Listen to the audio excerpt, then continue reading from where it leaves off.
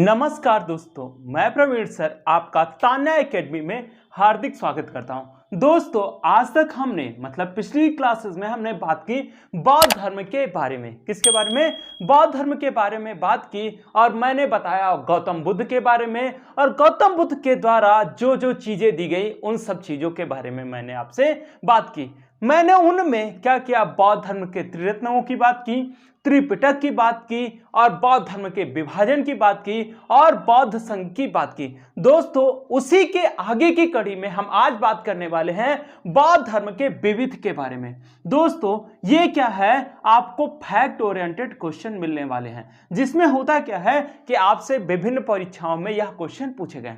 तो दोस्तों, आज हम सबसे पहले बात करने वाले हैं हेमवद संप्रदाय की। किसकी? हेमवद संप्रदाय की। दोस्तों, हेमवद संप्रदाय महासंघिक का एक भाग है। क्या है? किसकी है? एक महासंघिक की एक शाखा है। दोस्तों, मैंने आपको बताया था कि बौद्ध धर्म में क्या है? बौद्ध धर्म में जो द्वितीय बौद्ध संगीति हुई थी, कौन हुई थी? द्वितीय बौद्ध संगीति हुई थी। वहीं पर बौद्ध संघ दो भागों में विभाजित हुआ था, जिसमें प्रथम शाखा थी स्थाविर और दूसरी थी महासंघिक। और इसमें क्वेश्चन पूछा गया था जीआईसी 2009 में कि हेमवद संप्रदाय, क्या पूछा गया है? हेमवद संप्रदाय किसकी एक शाखा है? तो दोस्तों, हेमवद संप्रदाय महासंघिक की एक शाखा है। तो दोस्तों, इस चीज को हमें लिख लेना है। तो लिखिएगा, हेमवद संप्रदाय यह महासंघिक संप्रदाय की एक शाखा है, एक शाखा है। ठीक है, और इस चीज को हमें ध्यान रखना है दोस्तों कि इसका विभाजन कब हुआ था? द्वितीय बौद्ध संगीति में हुआ था। उस समय शासक कौन था? कालाशोक था, और वह कहां हुई थी? वैशाली में वह बौद्ध संगीति हुई थी। दूसरी हम बात करने वाले हैं कि क्वेश्चन पूछा गया है लाइट ऑफ एशिया। क्या पूछा गया है? द लाइट ऑफ एशिया किस पर आधारित पुस्तक है? तो दोस्तों, यह पुस्तक ललित विस्तार पर आधारित है, जो कि एक बौद्ध ग्रंथ है। किस पर? कौन है? यह एक बौद्ध ग्रंथ है। तो दोस्तों, एक चीज आपको और ध्यान रखना है कि ललित विस्तार में आपसे क्वेश्चन पूछा गया है कि विभिन्न लिपियों के बारे में उल्लेख कहां किया गया है? तो वह भी कहां किया गया है? ललित विस्तार में ही किया गया था। सर एडविन अर्नाल्ड ने यह पुस्तक लिखी थी, द लाइट ऑफ एशिया, और यह क्वेश्चन जीआईसी 2012 में पूछा गया था। तो लिखेंगे, सर एडविन अर्नाल्ड ने the light of Asia, light of Asia book, पुस्तक ललित विस्तार को आधार बनाकर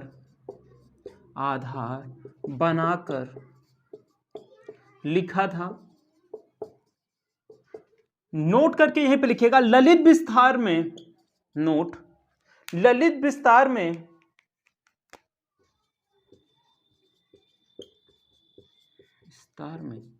विभिन्न लिपियों का उल्लेख मिलता है। दोस्तों, एक चीज और पूछा गया है, किससे भारत का लाइट ऑफ एशिया कहते हैं? क्या है? द लाइट ऑफ एशिया किसे कहा जाता है? तो गौतम बुद्ध को लाइट ऑफ एशिया भी कहा जाता है। इस चीज को आपको ध्यान रखना है। और गौतम बुद्ध को क्या कहा जाता है? शाक्य मुनि कहा जाता है। दोस्तों, यह किस कुल से संबंधित थे? शाक्य कुल से संबंधित थे। तो गौतम बुद्ध को द लाइट ऑफ एशिया तथा शाक्य मुनि के नाम से भी जाना जाता है। तो दोस्तों, हम लिखेंगे, गौतम बुद्ध को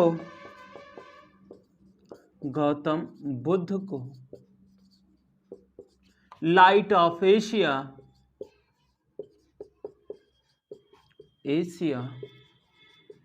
एवं शाक्य मुनि के नाम से भी जाना जाता है। और दोस्तों ये चीजें पूछी गई हैं, आपको इन चीजों को बहुत अच्छे से याद रखना है। तो दोस्तों इसे लिख लीजिए या फिर बात करते हैं आगे। हो गया दोस्तों। नेक्स्ट हम बात करने वाले हैं किसकी, वह है महेंद्र वर्मन द्वारा रचित मत्त विलास प्रहसन की। क्या पूछा गया है, मत्त विलास प्रहसन में किसका उल्लेख किया गया है? तो मत्त विलास प्रहसन में बौद्धों एवं कापालिकों का उल्लेख किया गया है। किसका उल्लेख किया गया है? बौद्धों एवं कापालिकों का उल्लेख किया गया है। बौद्ध धर्म के बारे में हम तो बात कर ही चुके हैं। कापालिक जो संप्रदाय है वह शैवों का एक संप्रदाय है, जिसको हम आगे के क्लासेस में बात करने वाले हैं। तो हम लिखेंगे महेंद्र वर्मन द्वारा रचित। दोस्तों आज की क्लास बहुत ज्यादा इंपॉर्टेंट है, क्योंकि सारे कॉमन चीजें तो आपको पता हो जाती हैं, लेकिन जब विशिष्ट चीजों की बात आती है और वो क्वेश्चन कहीं ना कहीं पूछे गए हैं तो आपको क्या होती है, थोड़ा सा दिक्कत होती है। तो आप क्या करेंगे, इस वीडियो को बार बार देखेंगे, जिससे क्या हो, आपको ये सारी चीजें याद हो जाएं। तो पहले लिखेंगे महेंद्र वर्मन द्वारा लिखित पुस्तक मत्त विलास प्रहसन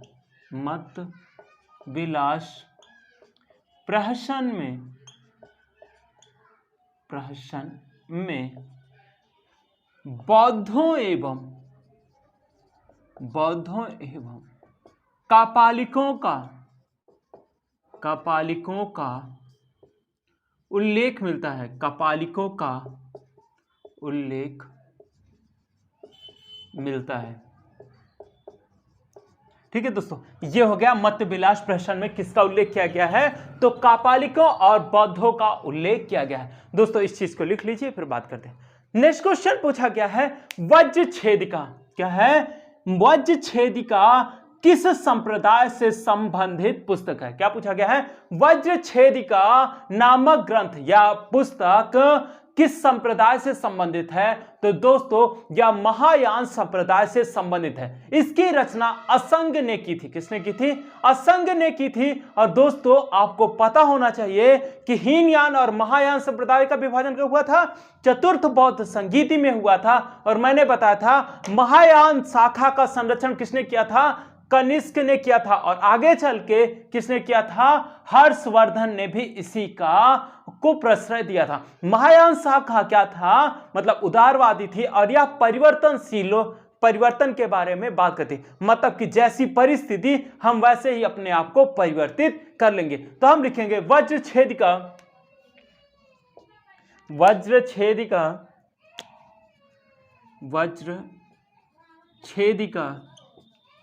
नामक ग्रंथ असंग ने लिखा था। यह महायान शाखा को समर्पित पुस्तक है। ठीक है दोस्तों, ये हो गया वज्रछेदिका नामक ग्रंथ किसने लिखी थी?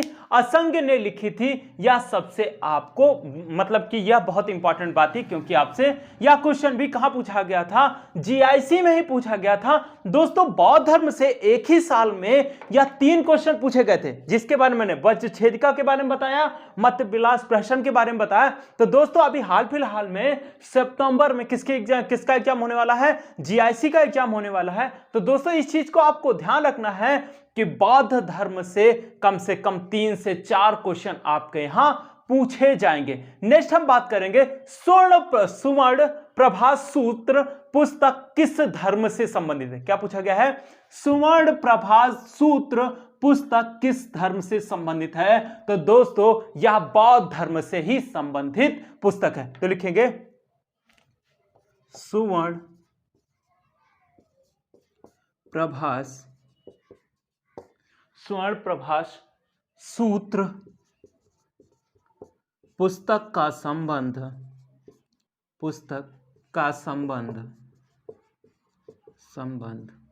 बौद्ध धर्म से है। ठीक है दोस्तों, ये हो गया स्वर्ण प्रभाष सूत्र का संबंध किससे है? बौद्ध धर्म से है। नेक्स्ट हम बात करेंगे नागार्जुनी कोंडा की। किसकी? नागार्जुन कोंडा की बात करने वाले हैं। और यह पूछा गया है कि आंध्र प्रदेश में स्थित, कहां पर स्थित? आंध्र प्रदेश में स्थित नागार्जुनी कोंड किसके लिए प्रसिद्ध है? तो यह बौद्ध मठ के लिए विख्यात है। तो लिखिएगा नागार्जुनी कोंड आंध्र प्रदेश में स्थित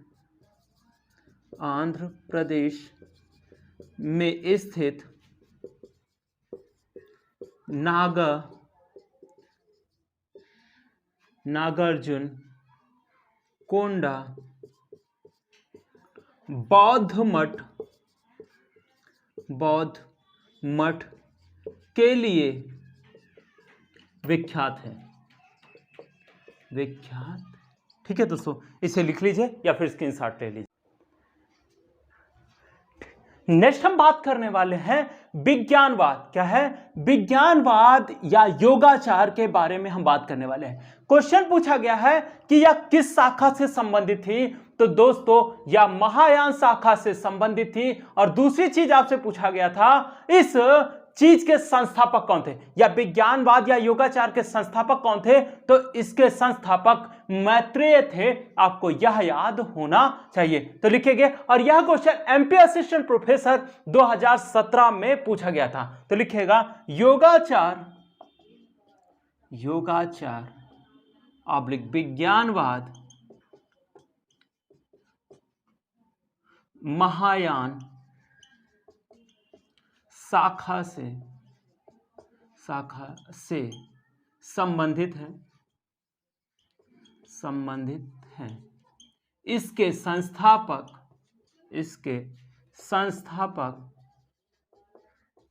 संस्थापक मैत्रेय हैं। कौन है? मैत्रेय हैं। इस चीज को आपको ध्यान रखना है, या फिर इसे अंडरलाइन करके लिखेगा, क्योंकि आपसे यह चीज पूछी गई। मैंने तो आपको बता दिया था महायान शाखा के अंतर्गत कौन आया है, योगाचार या विज्ञानवाद। और इसी का अगर पूछ लिया है कि किसने इसकी स्थापना की है, तो मैत्रेय ने की है। आपको यह भी पता होना चाहिए। नेक्स्ट आपसे क्वेश्चन पूछा गया है, सारनाथ बौद्ध विहार किसके लिए? सारनाथ जो बौद्ध विहार है उसमें से पूछा गया है धर्म यज्ञ शब्दावली। क्या पूछा गया है? धर्म यज्ञ शब्दावली का संबंध किससे है? तो सारनाथ बौद्ध विहार से इसका संबंध है। यह क्वेश्चन केवीएस 2018 में पूछा गया। कहां पूछा गया है? केवीएस में। लिखिएगा सारनाथ बौद्ध विहार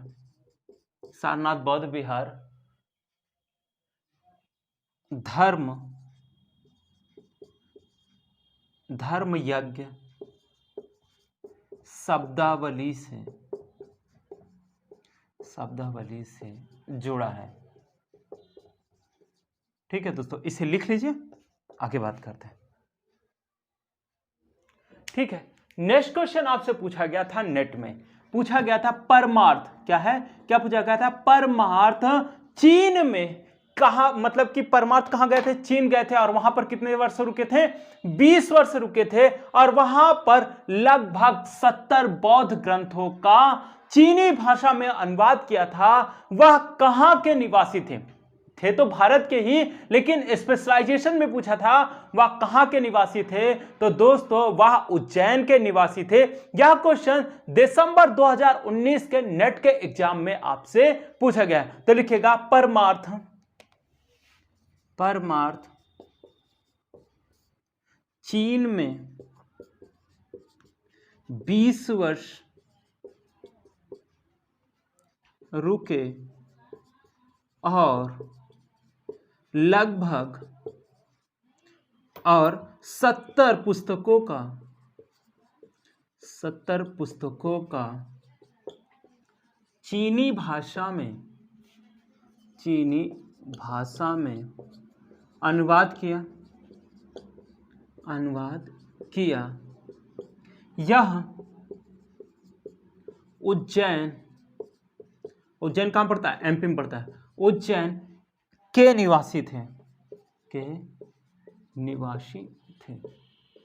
ठीक है दोस्तों, इसे लिख लीजिए या फिर स्क्रीनशॉट ले लीजिए।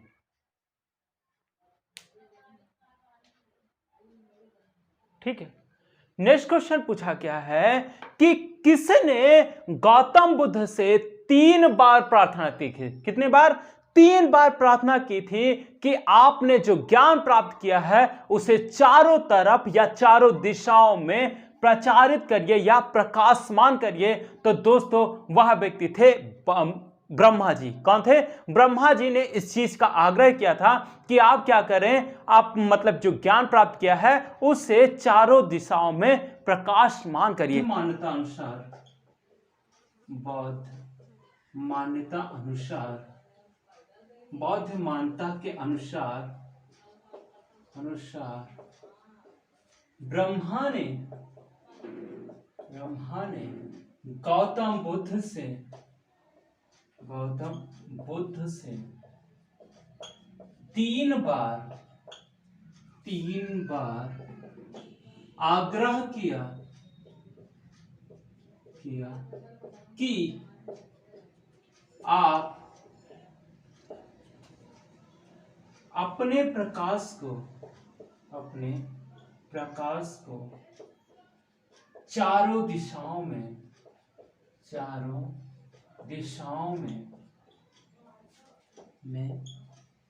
फैलाएं। ठीक है दोस्तों, ये सारी चीजें आपके लिए बहुत ही इंपॉर्टेंट हैं, क्यों ना कहीं आपको यहाँ प्रभावित करती है और क्वेश्चन आपसे पूछा गया। और दोस्तों ये क्वेश्चन जो पूछा गया था या पीजीटी 2016 में पूछा गया था। पीजीटी का लेवल तो जो होता है वो होता ही है, लेकिन उससे बड़ा जो लेवल है नेट का है, असिस्टेंट प्रोफेसर का है और क्या है, आईएएस का है। तो वहां पर और भी इससे अच्छे क्वेश्चन बनने की उम्मीद रखी जाती है। तो आपको इन सारी चीजों को तो आपको पता ही होना चाहिए। तो नेक्स्ट क्वेश्चन है, बुद्ध के शारीरिक अवशेषों पर क्या है? बुद्ध के शारीरिक अवशेषों पर पिपरहवा में शाक्यों ने क्या बनवाया था? एक स्तूप बनवाया था। इसका क्वेश्चन जो पूछा गया था वह नेट 2017 में पूछा गया था। तो लिखिएगा, गौतम बुद्ध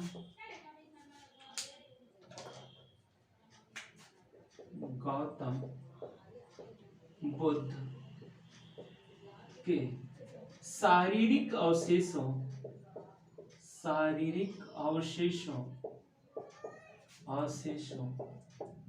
पर पिपरहवा में शाक्यों ने स्तूप बनवाया था।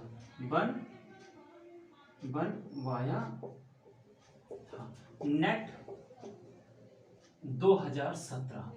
ठीक है, तो दोस्तों इन सब चीजों को आपको ध्यान रखना है। नेक्स्ट हम बात करने वाले हैं ब्रह्मजाल सूत्र के बारे में। किसके बारे में? ब्रह्मजाल सूत्र के बारे में बात करने वाले हैं। क्वेश्चन पूछा गया था कि बौद्ध के समकालीन क्या है? बौद्ध के समकालीन 62 धार्मिक संप्रदायों का क्या है? 62 या 62 धार्मिक संप्रदायों का उल्लेख कहां किया गया है? तो उसका उल्लेख ब्रह्मजाल सूत्र में किया गया है। दोस्तों इसे हमें लिखना है, तो लिखिएगा, ब्रह्मजाल सूत्र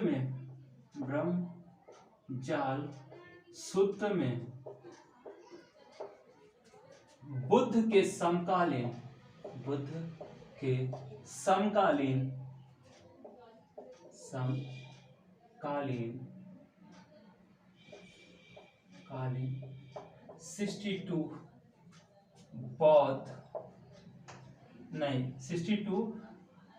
संप्रदायों का उल्लेख मिलता है।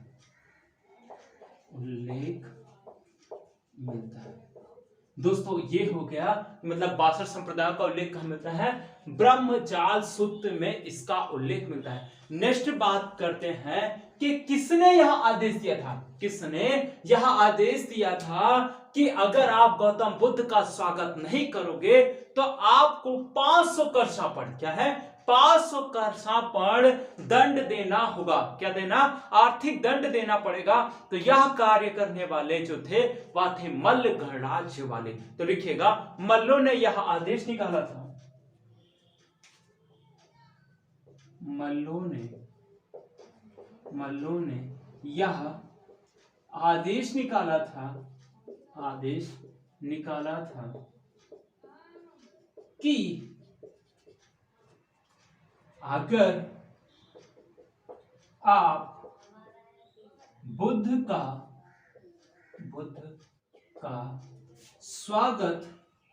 स्वागत नहीं करेंगे तो आपको 500 कलशापड़ दंड देना पड़ेगा। ठीक है दोस्तों, एक चीज और आपको यही याद रखना है कि गौतम बुद्ध की मृत्यु भी कहां हुई थी? मल्लों के गणराज्य में हुई थी। इस चीज को आपको ध्यान रखना है। और स्पेशली कहां हुई थी? कुशीनारा के मल्ल में हुई थी।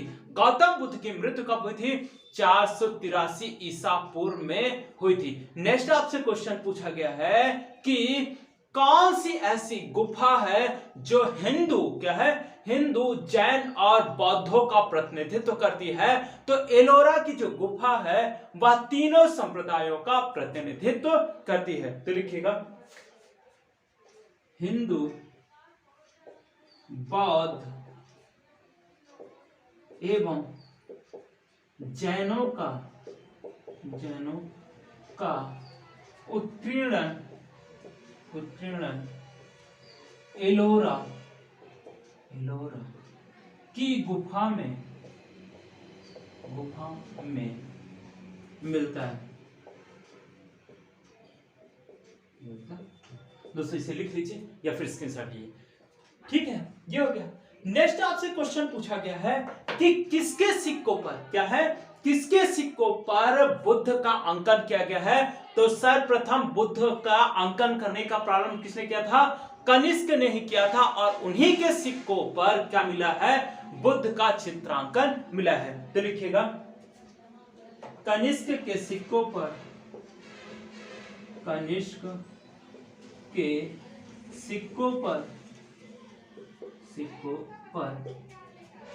बुद्ध का अंकन किया गया। तो दोस्तों एक चीज यहीं पर और याद रखना है कि कनिष्क ने कनिष्क ने ही चतुर्थ बौद्ध संगीति का आयोजन करवाया था। क्या करवाया था? चतुर्थ बौद्ध संगीति का आयोजन करवाया था। और उसमें उसमें बौद्ध संघ 2 भागों में विभाजित हुआ था, हीनयान और महायान में विभाजित हुआ था। ठीक है दोस्तों, आपने लिख लिया या फिर स्क्रीनशॉट ले लिया। अब हम बात करने वाले हैं दोस्तों बोधिसत्व पद्मपणि के बारे में। किसके बारे में? पद्मपणि के बारे में बात करने वाले हैं। आपसे क्वेश्चन पूछा गया था कि बोधिसत्व पद्मपणि का चित्रकारी या चित्रांकन कहां किया गया है? तो दोस्तों इसका चित्रांकन अजंता में किया गया था। यह क्वेश्चन आईएएस 2017 में पूछा गया था। कब पूछा गया था? आईएएस 2017 में पूछा गया था। जब दोस्तों इसने ये पूछ लिया है कि इसका चित्रांकन कहां किया गया है, तो अजंता की गुफा में किया गया है। तो आपसे यह भी क्वेश्चन पूछा जा सकता है कि गुफा संख्या किस में इसका उल्लेख किया गया है? तो गुफा संख्या 1 में इसका उल्लेख किया गया है। तो हम लिखेंगे बोधिसत्व।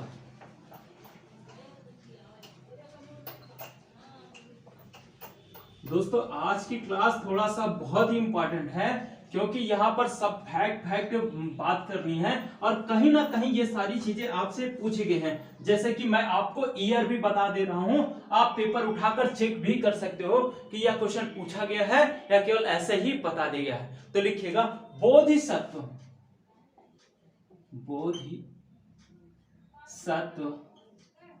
पद्मपणि पौड़ी का चित्रांकन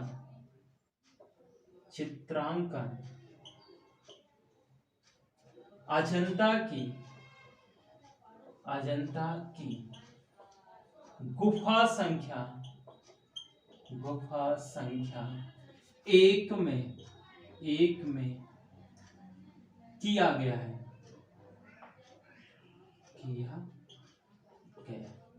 ठीक है दोस्तों, इसे लिख लीजिए। ये कब पूछा गया? आईएएस में यह क्वेश्चन पूछा गया, आपको यह चीज पता होनी चाहिए। नेक्स्ट पूछा गया था वैपुल्य सूत्र। क्या पूछा गया था? वैपुल्य सूत्र क्या है? तो वैपुल्य सूत्र बुद्ध के विस्तारित उपदेशों से संबंधित है। क्या है? जिसमें गौतम बुद्ध के विस्तार से उपदेश का उल्लेख किया गया है, वह कौन है? वैपुल्य सूत्र है। यह वैपुल्य जो सूत्र है, यह किस शाखा से संबंधित पुस्तक है? तो यह महायान शाखा से संबंधित पुस्तक है। तो आप इसे लिखेंगे वैपुल्य सूत्र। वैपुल्य सूत्र लिखेंगे। वैपुल्य सूत्र में बुद्ध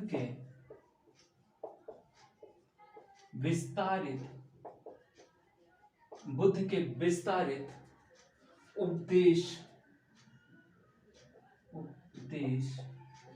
संकलित है। यह महायान शाखा से संबंधित है। ठीक है, जैसे इसने पूछ लिया है कि वैपुल्य सूत्र का संबंध किससे है? बुद्ध के विस्तारित उपदेश से है। तो नेक्स्ट आपसे पूछा तो जा सकता है ना कि यह किस शाखा से संबंधित है? तो यह महायान शाखा से संबंधित है। नेक्स्ट पूछा गया है कि गौतम बुद्ध के क्या है? गौतम बुद्ध के जो उपदेश थे वह किसको लेकर थे? तो गौतम बुद्ध के जो उपदेश थे वह आचरण की शुद्धता, किसकी? आचरण की शुद्धता एवं पवित्रता से संबंधित थे।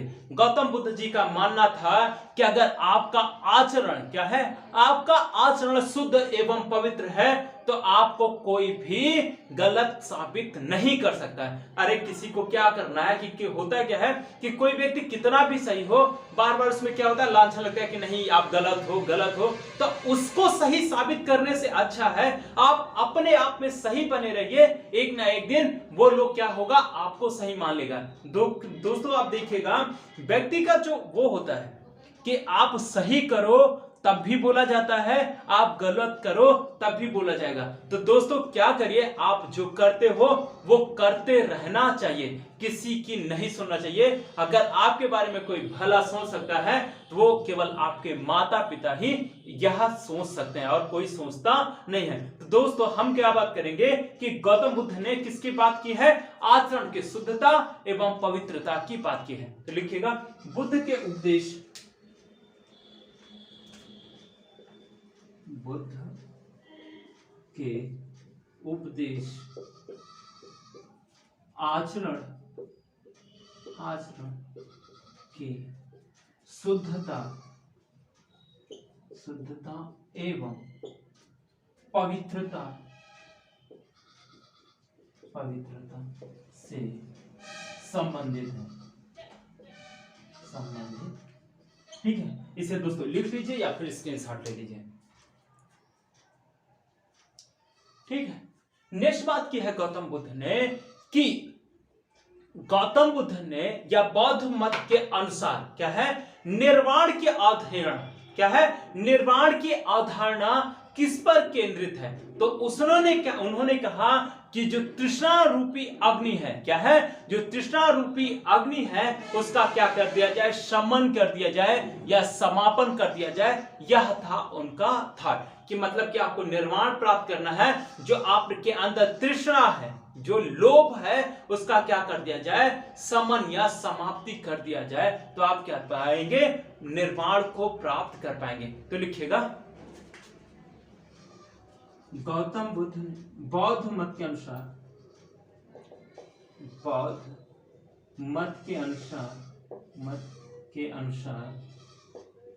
अनुसार निर्वाण प्राप्त करने के लिए तृष्णा रूपी अग्नि का समन करना होता है। ठीक है दोस्तों, इसे लिख लीजिए या फिर स्क्रीनशॉट ले लीजिए। ठीक है, नेक्स्ट हम बात करने वाले हैं दोस्तों क्षण भंगवाद की। क्या है? क्षण भंगवाद की। दोस्तों मैंने आपको बताया था कि क्षण भंगवाद में क्या होता है कि हमारे अंदर दो मन होते हैं। क्या होते हैं? दो मन होते हैं। एक मन आपको गलत कार्य करने के लिए उकसाता रहता है। क्या करता है? एक जो मन होता है गलत कार्य के लिए आपको उसका उकसाता रहता है, और एक मन जो होता है उसे रोकने की कोशिश करता है। उसी में क्या है, मैंने आपको बताया था, जो आपका चंचल मन होता है, जो गलत कार्य करवा लेता है, उसे ही क्या कहते हैं? क्षण भंगवाद कहते हैं। आपसे क्वेश्चन पूछा गया था, क्या है? संसार स्थिर, क्या है? अस्थिर और क्षणिक है, इसका संबंध किससे है? तो इसका संबंध बौद्ध धर्म से है। इसे ही क्या कहते हैं? क्षण भंगवाद कहते हैं। जैसे मैंने सीधे बता दिया था क्षण भंगवाद, और आपसे यहां क्वेश्चन पूछा था संसार अस्थिर और क्षणिक है। क्या पूछा है? संसार अस्थिर और क्षणिक है, इसका संबंध किससे है? तो इसका संबंध बौद्ध धर्म से ही है। इसे ही क्या कहते हैं? क्षण भंगवाद कहते हैं। तो लिखिएगा संसार अस्थिर है,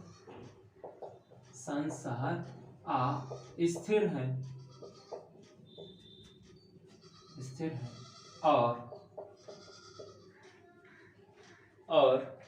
क्षणिक है।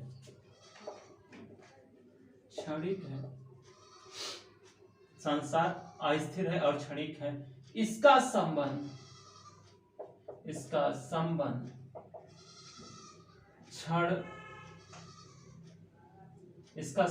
बौद्ध धर्म से है। इसे ही क्षण भंगवाद के नाम से जाना जाता है। क्षण भंगवाद के नाम से जाना जाता है। ठीक है दोस्तों, मैंने इन सब चीजों के बारे में विस्तृत व्याख्या की है और इन सब चीजों के बारे में पहले बताया। नेक्स्ट आपको बात करनी है, सीधे पूछा गया है कल्याण मित्र का संबंध किससे है? क्या पूछा गया है? कल्याण मित्र का संबंध किससे है? तो दोस्तों कल्याण मित्र का संबंध अष्टांगिक मार्गों से है। दोस्तों कल्याण मित्र होता क्या? जैसे कि अगर आपने ढंग से क्लास अटेंड की है, क्या है? ढंग से क्लास अटेंड की है, तो मैंने अष्टांगिक मार्गों के बारे में बहुत अच्छे से बताया था, और मैंने आपको बताया था कि जो गौतम बुद्ध ने 4 आर्य सत्य के बारे में बताया था। किसके बारे में? 4 आर्य सत्य बताए थे। दुख है, दुख समुदाय है, दुख निरोध है, दुख निरोध गामिनी प्रतिप्रदा है। तो इनका जो अंतिम रूप था वही था अष्टांगिक मार्ग। गौतम बुद्ध ने बताया कि संसार दुखमय है। क्या है? संसार दुखमय है, और इसके लिए हमको क्या है? इससे बचने के लिए हमें क्या करना चाहिए? मध्यम मार्ग का पालन करना चाहिए। क्या करना चाहिए? मध्यम मार्ग का पालन करना चाहिए। ना अधिक काया क्लेश, ना अधिक माया मोह। और इसी को लेकर उन्होंने क्या सिद्धांत दिया था? अष्टांगिक मार्ग के बारे में बताया था। तो ये क्या होगा कि आप देखिए, जो चीज आपको प्रभावित कर रही थी, आपके जीवन को प्रभावित कर रही थी, कष्ट दे रही थी, और वो क्या कर रही है? अष्टांगिक मार्ग जो है वो आपके जीवन को सरल बनाने का कार्य कर रही है। कल्याण मित्र मतलब जो मित्र का कार्य करेगा तो वही तो होगा कल्याण मित्र। तो उसी का संबंध किससे है? अष्टांगिक मार्ग से इसका संबंध है। तो लिखिएगा कल्याण मित्र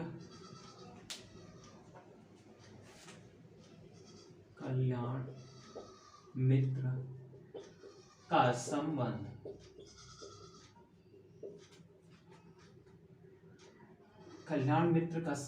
अष्टांगिक मार्ग से। ठीक है दोस्तों, होते तो बहुत ही छोटे छोटे क्वेश्चन हैं, लेकिन होता क्या है?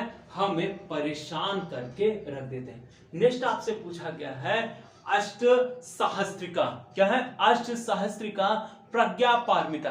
प्रज्ञा पारमिता किस शाखा का महत्वपूर्ण ग्रंथ है? तो यह महत्वपूर्ण ग्रंथ महायान शाखा का है। तो इसमें बोधिसत्वों, क्या है? इसमें बोधिसत्वों द्वारा विकसित आध्यात्मिक सिद्धांतों का उल्लेख किया गया है। तो हम लिखेंगे अष्ट सहस्त्रिका, अष्ट सहस्त्रिका,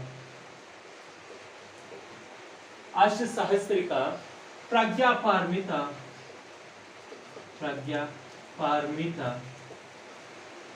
प्रज्ञा पारमिता महायान, महायान बौद्ध, महायान बौद्ध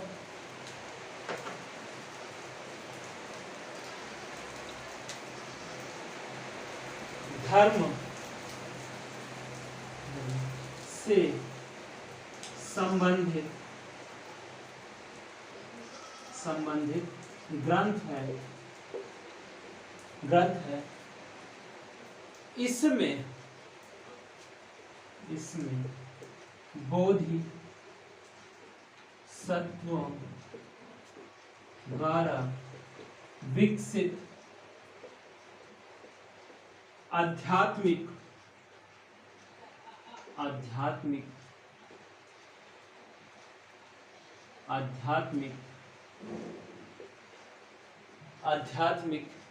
सिद्धांत का उल्लेख किया गया है। ठीक है दोस्तों, इसे लिख लीजिए या फिर स्क्रीनशॉट ले लीजिए। ठीक है, नेक्स्ट आपसे क्वेश्चन पूछा है विनय पिटक। क्या है? विनय पिटक से संबंधित दीर्घ निकाय। क्या है? दीर्घ निकाय पर कौन सी टीका लिखी गई है? तो बौद्ध धर्म से संबंधित जो पिटक थे, विनय पिटक, उसी की एक शाखा थी दीर्घ निकाय। और दीर्घ निकाय पर जो टीका लिखी गई थी उसका नाम है सुमंगल विलासिनी। क्या है? सुमंगल विलासिनी। और इसको लिखने वाला व्यक्ति कौन था? बुद्ध घोष था। कौन था? बुद्ध घोष ने विनय पिटक के एक भाग दीर्घ निकाय पर सुमंगल विलासिनी नामक टीका को लिखा था। तो हम लिखेंगे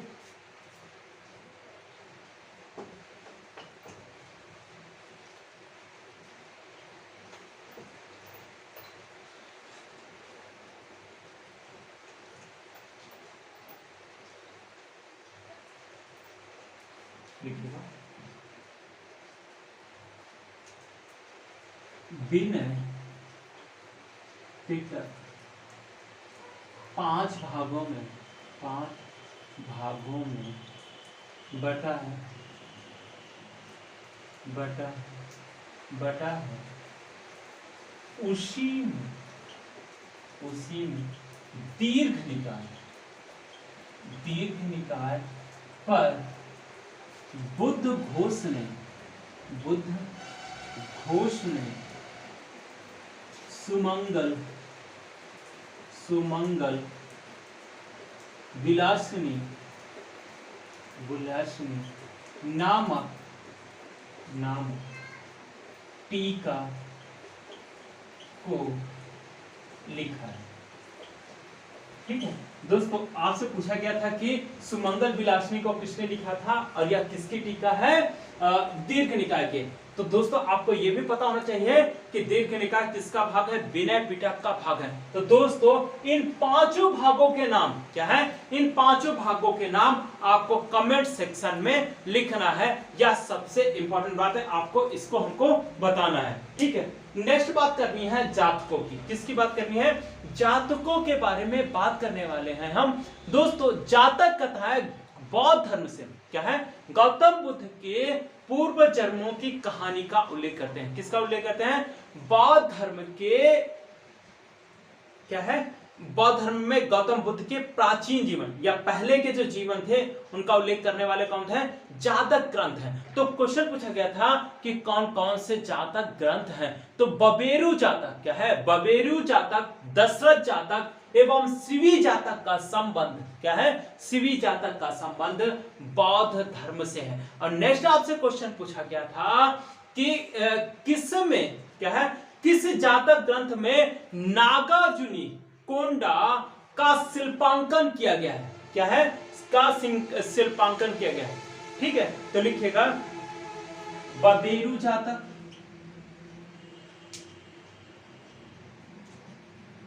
बबेरू जातक, दशरथ जातक, दशरथ जातक एवं शिवी जातक का संबंध बौद्ध धर्म से है, बौद्ध धर्म से है। ठीक है, लिखिएगा नागार्जुनी कोंडा में, नागार्जुनी कोंडा में दशरथ जातक का शिल्पांकन किया गया। ठीक है, तो दोस्तों इसे लिख लीजिए या फिर स्क्रीनशॉट ले लीजिए। ठीक है। नेक्स्ट आपसे पूछा गया है कि निकाय का संबंध किससे है। क्या पूछा गया है, निकाय का संबंध किससे है। तो दोस्तों मैंने आपको बताया, अभी फिलहाल में बताया था, विनय पिटक। क्या है, विनय पिटक के कितने भाग हैं, 5 भाग हैं। और 5 भागों में मैंने आपको बताया दीर्घ निकाय। क्या बताया, मैंने आपको बताया दीर्घ निकाय। और निकाय कहां से संबंधित है, बौद्ध धर्म से ही संबंधित है। इस चीज को आपको ध्यान रखना है। लेकिन आप इसमें जरूर से जरूर विनय पिटक के 5 भागों को लिखिएगा। तो लिखिएगा निकाय का संबंध, निकाय का संबंध बौद्ध धर्म से है। ठीक है दोस्तों, इसे लिख लीजिए या फिर स्क्रीनशॉट ले लीजिए। नेक्स्ट बात करेंगे मिलिंद पन्हों की। किसकी बात करेंगे, मिलिंद पन्हों के बारे में हम बात करने वाले हैं। मिलिंद पन्हों क्या है, एक पाली ग्रंथ है। क्या है, एक पाली ग्रंथ है। इसमें मिनांडर क्या है, इसमें यूनानी शासक मिनांडर एवं प्रसिद्ध बौद्ध भिक्षु नागसेन के बीच वार्तालाप का उल्लेख किया गया है। और दोस्तों यह प्रश्नोत्तर शैली की क्या है, यह प्रश्नोत्तर शैली की प्रथम पुस्तक मानी जाती है। मिलिंद पन्हों कैसी पुस्तक है, एक पाली ग्रंथ है। कैसी है, पाली ग्रंथ है। और इसमें किसका उल्लेख किया गया है, यूनानी शासक मेनांडर, किसका, मेनांडर और बौद्ध भिक्षु नागसेन का उल्लेख किया गया है। तो लिखिएगा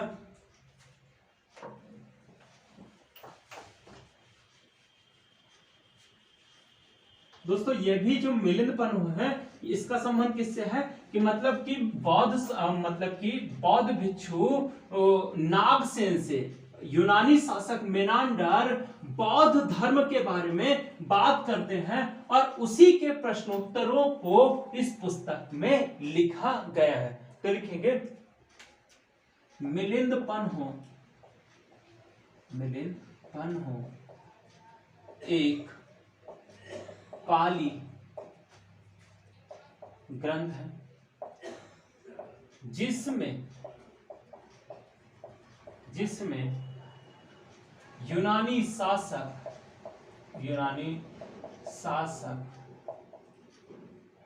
मेनांडर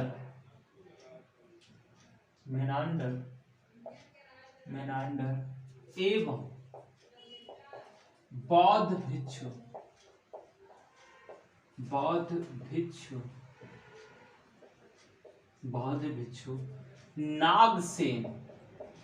नागसेन के बीच वार्तालाप का उल्लेख किया गया है।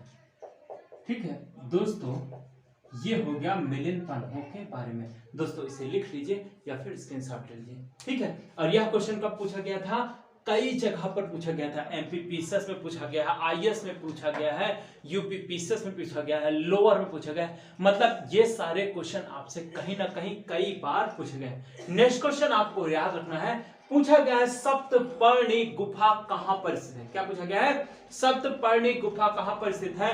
तो दोस्तों सप्तपर्णी गुफा राजगृह में स्थित है। कहां पर स्थित है? राजगृह में स्थित है। और इसमें एक चीज और आपको ध्यान रखना है कि सप्तपर्णी गुफा में ही प्रथम बौद्ध संगीत का आयोजन हुआ था। तो लिखिएगा सप्तपर्णी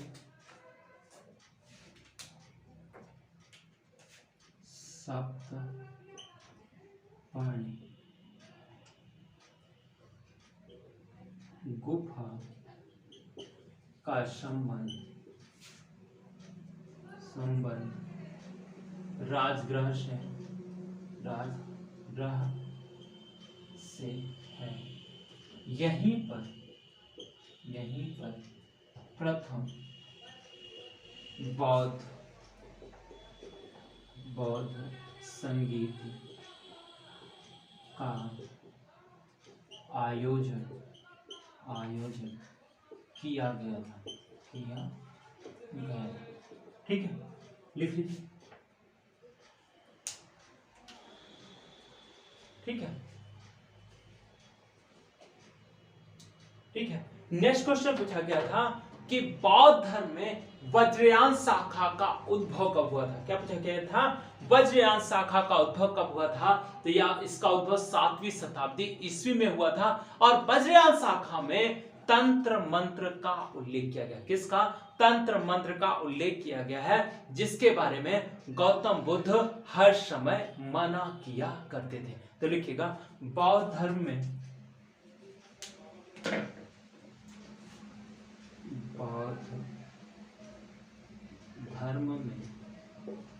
वज्रयान शाखा का उद्भव 7वीं शताब्दी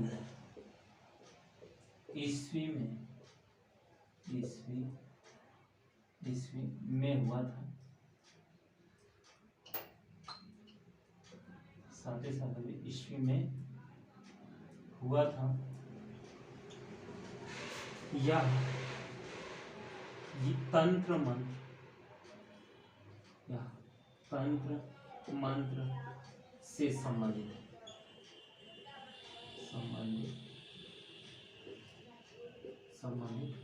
ठीक, इसे लिख लीजिए। ठीक है, नेक्स्ट क्वेश्चन पूछा गया है विशुद्ध मग्ग। क्या है? विशुद्ध मग्ग की रचना किसने की है? और इस क्या है, यह कौन से संप्रदाय से संबंधित है? तो विशुद्ध मग्ग की रचना दोस्तों बुद्ध घोष ने की थी। किसने की थी? बुद्ध घोष ने की थी। और इसका संबंध किससे है? महायान शाखा से इसका संबंध है। तो लिखिएगा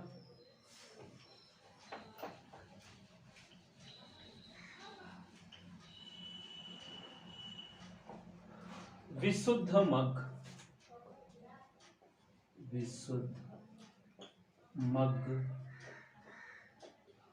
का को बुद्ध घोष ने लिखा है। यह महायान शाखा से संबंधित है। ठीक है दोस्तों, इसे लिख लीजिए या फिर स्क्रीनशॉट ले लीजिए। ठीक है दोस्तों, विशुद्ध मग्ग के बारे में बात होगी। किसके बारे में हो गई? विशुद्ध मग्ग के बारे में बात होगी। दोस्तों सॉरी, यह हीनयान से संबंधित है। किससे? हीनयान से। दोस्तों ये प्रथम चौथी बौद्ध संगीति जो हुई थी कनिष्क के समय में, ये हीनयान और महायान उसी समय में बटा था। और बुद्ध घोष को संरक्षण भी किसने दिया था? कनिष्क ने ही इनको संरक्षण भी दिया था। और मैंने आपको बताया था एकमात्र ऐसी संगीति है जिसमें क्या पाया गया है? उपाध्यक्ष पाए गए हैं। और वो उपाध्यक्ष कौन थे? बुद्ध घोष थे। और किसी बौद्ध संगीत में आपको उपाध्यक्ष नहीं देखने को मिलेंगे। नेक्स्ट आप बात करेंगे माध्यमिक। क्या है? माध्यमिक दर्शन या शून्यवाद दर्शन के प्रवर्तक कौन थे? नागार्जुन थे। कौन थे? नागार्जुन थे। और इन्होंने क्या है? शून्यवाद की क्या है? इन्हें क्या कहा जाता है? शून्यवाद के व्याख्याकार के रूप में भी जाना जाता है। क्या जाता है? शून्यवाद के व्याख्याकार के बारे में भी जाना जाता है। और नागार्जुन को क्या कहा जाता है? Mortimer Luther. क्या है? भारत का मार्टिमर लूथर या लूथर के नाम से जाना जाता है। और इन्हें भारत के आइंस्टीन के नाम से भी जाना जाता है। और इन्हें प्रथम सदी में चीन में बौद्ध धर्म के प्रचार प्रसार के लिए भी भेजा गया था। तो लिखेंगे माध्यमिक, लिखेंगे माध्यमिक दर्शन, माध्यमिक दर्शन एवं शून्यवाद, शून्यवाद दर्शन के प्रणेता नागार्जुन है।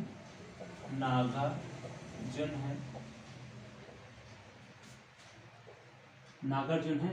नागार्जुन को लूथर एवं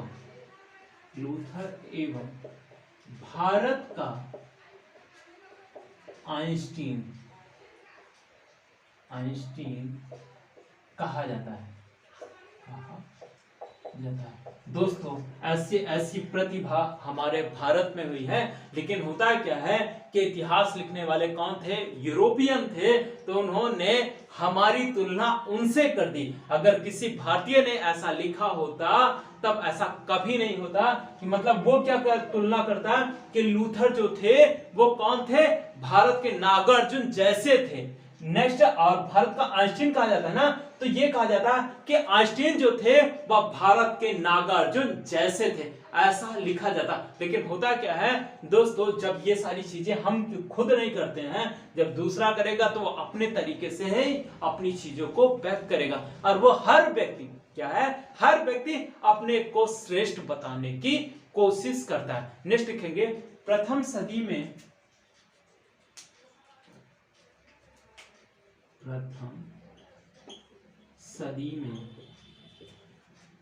नागार्जुन को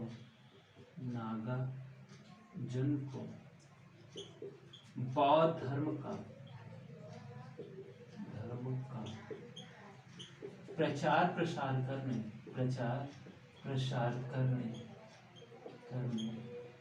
चीन भेजा गया था।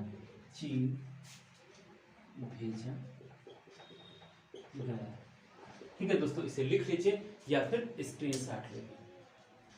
ठीक है, ठीक है। एक बौद्ध परंपरा के अनुसार क्या है? बौद्ध परंपरा के अनुसार कश्यप मातंग, क्या है?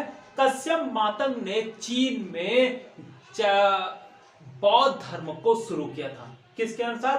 परंपरा के अनुसार कश्यप मातंग ने चीन में बौद्ध धर्म को शुरू किया था। तो लिखेगा परंपरा अनुसार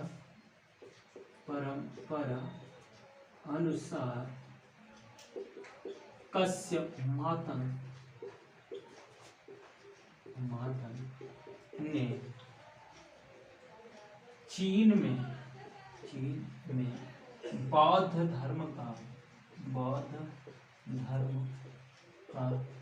प्रचार प्रसार बौद्ध धर्म शुरू किया ठीक है दोस्तों, ये चीज देखो, चीन के बारे में बात हुई तो मैंने यहाँ पर एक चीज और नोट करवा दी कि चीन में क्या किया, प्रथम सदी में कौन गए थे, नागार्जुन गए थे। लेकिन एक परंपरा अनुसार क्या माना जाता है, कश्यप मातंग, क्या है, कश्यप मातंग माना जाता है कि बौद्ध धर्म के प्रचार प्रसार किए थे। मतलब बौद्ध धर्म को की शुरुआत कहाँ किए थे, चीन में किए थे। यह चीज आपको पता होनी चाहिए। ठीक है, नेक्स्ट आप लिखेंगे परेशंस आप कर देते। दोस्तों आज क्लास थोड़ा सा लंबी हो रही है, लेकिन आपको यहाँ पर जो चीजें मिल रही हैं आपको क्या करना पड़ेगा, 2 3 4 पेपर सॉल्व करने पड़ेंगे, तब आपको ये सारी चीजें मिल पाएंगी। तो दोस्तों होगा क्या, आपको क्या मिल जा रहा है, एक ही वीडियो में ये सारी चीजें आपको मिल जा रही हैं जो आपके लिए बहुत ही उपयोगी सिद्ध होने वाली है आगामी परीक्षाओं के लिए। देखिएगा नेक्स्ट पूछा गया था, तिब्बत में बौद्ध धर्म, क्या है, तिब्बत में बौद्ध धर्म के वज्रयान संप्रदाय की स्थापना किसने की थी। तो दोस्तों इसकी स्थापना पद्मसंभव ने किसने की थी, पद्मसंभव ने की थी। और इस कार्य में सहयोग किसने किया था, शांति रक्षित ने। किसने किया था, शांत रक्षित ने इनका सहयोग किया था। तो लिखिएगा तिब्बत में बौद्ध धर्म का, तिब्बत में बौद्ध धर्म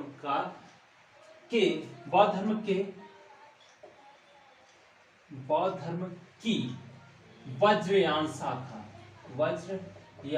शाखा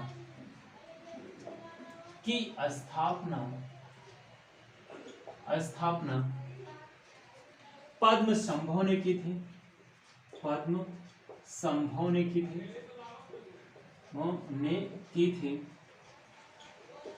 पद्मसंभव ने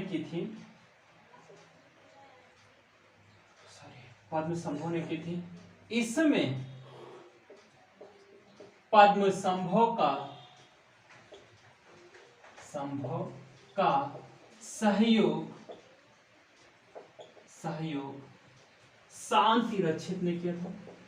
शांति रक्षित ने किया था।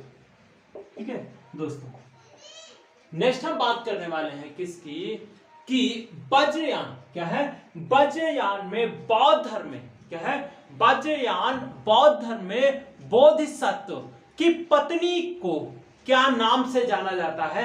यह क्वेश्चन आपसे पूछा गया है।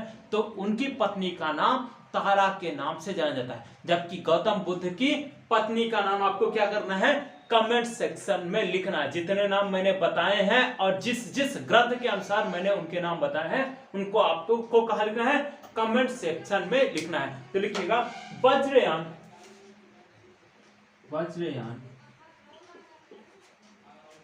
वज्रयान बौद्ध धर्म में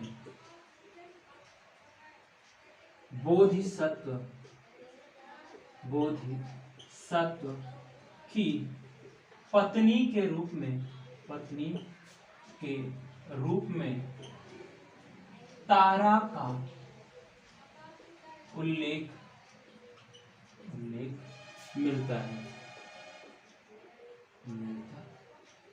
ठीक है दोस्तों, आप यहां पर क्या लिखेगा, नॉर्मल जो लिखा गया है कि गौतम बुद्ध की पत्नी कौन थी उसके बारे में आपको लिखना है। नेक्स्ट आपको लिखना है, नेक्स्ट आपको बात करनी है किस मान्यता के अनुसार, क्वेश्चन पूछा गया है किस मान्यता के अनुसार गौतम बुद्ध की मृत्यु और जन्म को सबसे ज्यादा प्रामाणिकता मानी जाती है। तो सिंहल साहित्य, क्या है, सिंहली परंपरा के अनुसार इसकी सबसे अधिक प्रामाणिकता मानती है। और सिंहली साहित्यों में दीपवंश और महावंश सबसे इंपॉर्टेंट है। तो सिंहली मान्यता अनुसार, सिंहली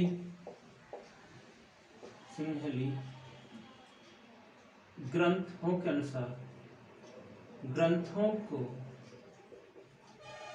बुद्ध की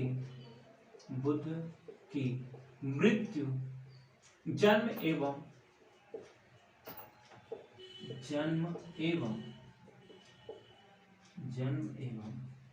मृत्यु का सबसे अधिक अधिक प्रामाणिक ग्रंथ माना जाता है। ठीक है दोस्तों, सिंहली ग्रंथ को ही सबसे ज्यादा इसमें प्रामाणिकता दी गई है। और एक चीज और ध्यान रखना है कि गौतम बुद्ध का जन्म कब हुआ है? 563 ईसा पूर्व में, और मृत्यु कब हुई है? 483 ईसा पूर्व में हुई है। नेक्स्ट आपसे पूछी गई है कि सर्वप्रथम क्या है, सबसे पहले भारत में किनकी प्रतिमाओं की पूजा की गई है? तो यह आंसर होगा बुद्ध की। और यह क्वेश्चन RAS क्या RAS 2009 में पूछा गया है, तो लिखिएगा।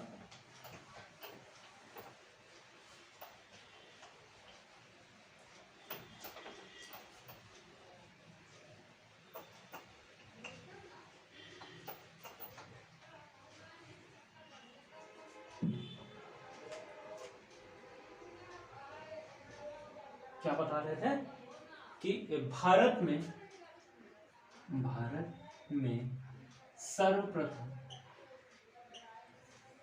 सर्वप्रथम बुद्ध की प्रतिमा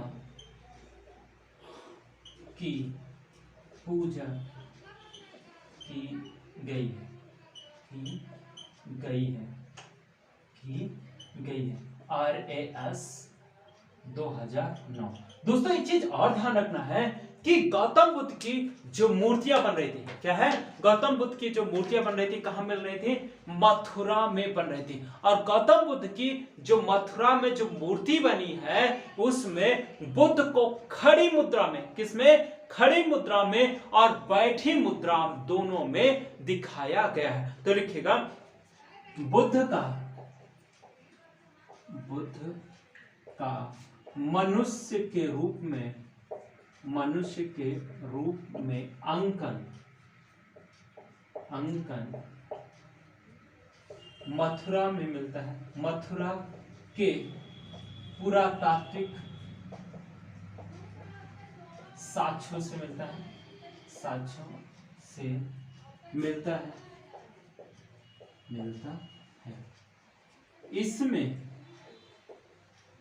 इसमें बुद्ध को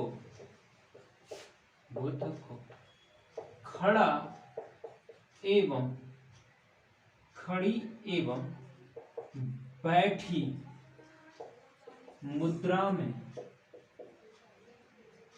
दिखाया गया। ठीक है, दिखाया गया। नेक्स्ट आपसे क्वेश्चन पूछा गया था, अफगानिस्तान में क्या है, अफगानिस्तान का क्षेत्र बामियान किसके लिए प्रसिद्ध है? तो अफगानिस्तान का बामियान क्षेत्र बौद्ध कला एवं बौद्ध प्रतिमा के लिए प्रसिद्ध है। तो लिखिएगा अफगानिस्तान का बामियान क्षेत्र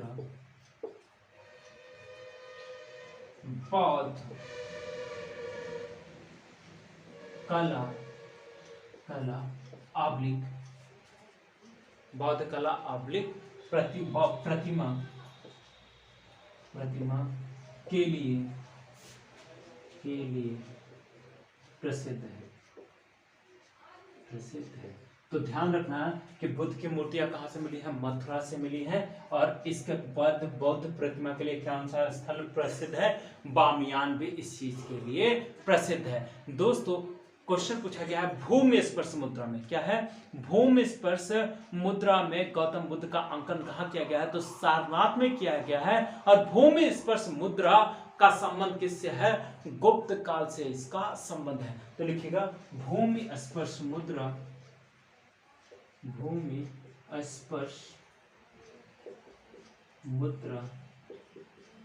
का संबंध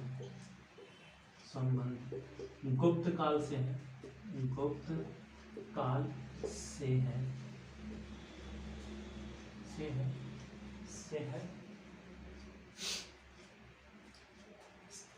ऐसी मुद्रा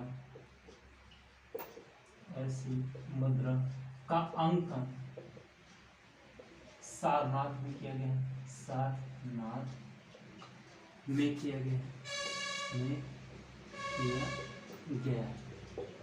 दोस्तों इसमें ध्यान देने वाली बात है कि ये जो है ये धरती को आवाहन कर रहे हैं। कौन कर रहा है? गौतम बुद्ध धरती का आवाहन कर रहे हैं और शुचिता क्या है? शुचिता और शुद्धता मन से, मतलब कि मन को एकदम पवित्र करके इन सब चीजों का उल्लेख किया गया है। नेक्स्ट हम बात करेंगे अजंता की गुफाओं की। किसके बारे में? पहले तो हमने किसकी बात की है? अजंता की गुफा संख्या 1 के बारे में, जिसमें पद्मपढ़ी का चित्रांकन किया गया है। नेक्स्ट हम बात करेंगे गुफा संख्या 17 की। किसकी?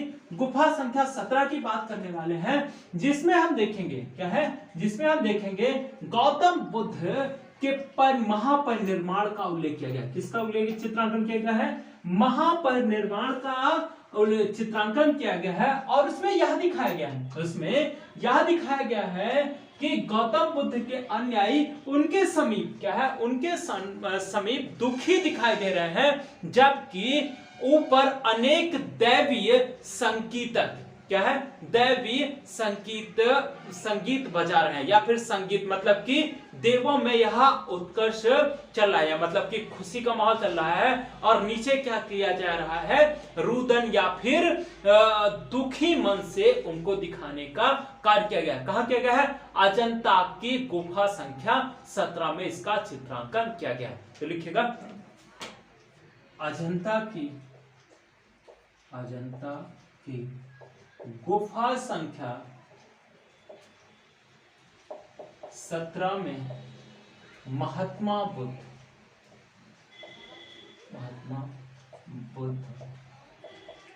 के महापरिनिर्वाण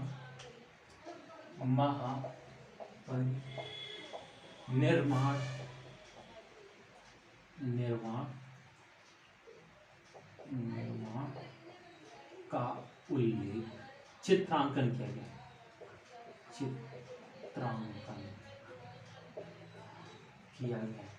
गया। कहां किया गया है? गुफा संख्या 17 में इसका उल्लेख किया गया है। नेक्स्ट हम बात करने वाले हैं भरहुत स्तूप के बारे में। किसके बारे में? भरहुत स्तूप के बारे में बात करने वाले हैं। इसमें क्या है? क्वेश्चन पूछा गया है कि गौतम बुद्ध के पूर्व जन्म क्या है? पूर्व जन्म की कथाओं का उल्लेख कहां किया गया है या कहां मिलता है? तो भरहुत स्तूप में मिलता है। इसकी खोज 1873 ईस्वी में अलेक्जेंडर कनिंघम ने की थी। लिखिएगा बुद्ध के पूर्व जन्म का उल्लेख भरहुत स्तूप में किया गया है।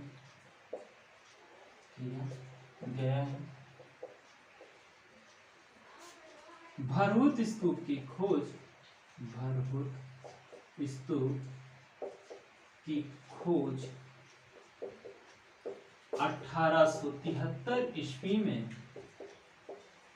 कनिंघम महोदय ने की थी। कनिंघम महोदय ने की थी। कनिंघम महोदय का इतिहास में बहुत ही बड़ा रोल रहा है, क्योंकि इन्होंने सबसे पहले सिंधु सभ्यता के बारे में तिथियों का अनुमान लगाया था। इन्होंने बताया था कि सिंधु सभ्यता लगभग 1000 वर्ष पुरानी रही होगी।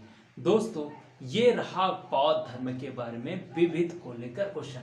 दोस्तों इन सब चीजों में आपको मैंने फैक्ट चीजें देने की कोशिश की, और यह जो सारी चीजें मैंने आपको दी यह बहुत ही इंपॉर्टेंट थी। और इसे आपको क्या करना है? बार बार देखकर इससे या तो नोट्स बनाकर इसे पढ़ते रहिए, या फिर इसके बार बार देखकर इसका क्या करिए कि इसे याद करने का कार्य करिए।